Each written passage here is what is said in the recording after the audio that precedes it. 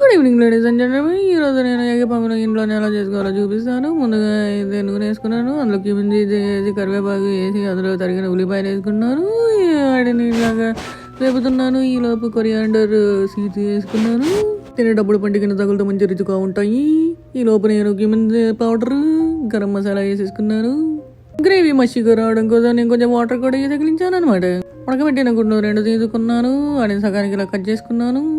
ఆ తర్వాత కొంచెం ఎక్స్ట్రా చేయడానికి ఆ గుడ్లను తీసుకొచ్చి ప్యాన్లో వేసాను. ఈలోపు వాల్మార్ట్ నుండి తెచ్చుకున్న ఈ పఫ్ పేస్ట్రీ షీట్స్ అయితే బయట తీసాను. కొంచెం మైదా పిండి వేసి చపాతీ కర్రతో నేను కొంచెం తిండి ఇలా చేశాను. ఆ తర్వాత మిశ్రమాన్ని పెట్టాను. 4 వైపులా బటర్ని తగిలించి దిగో ఈ పఫ్ని ఇలా మూసాను అనమాట.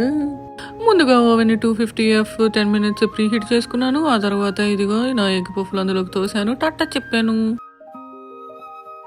400F మీద 30 minutes నేను నా పఫ్ని బేక్ చేశాను. ఆ తర్వాత ఇదిగో ఇలా వచ్చాయి. కెచప్తో తింటే చాలా బాగుంది.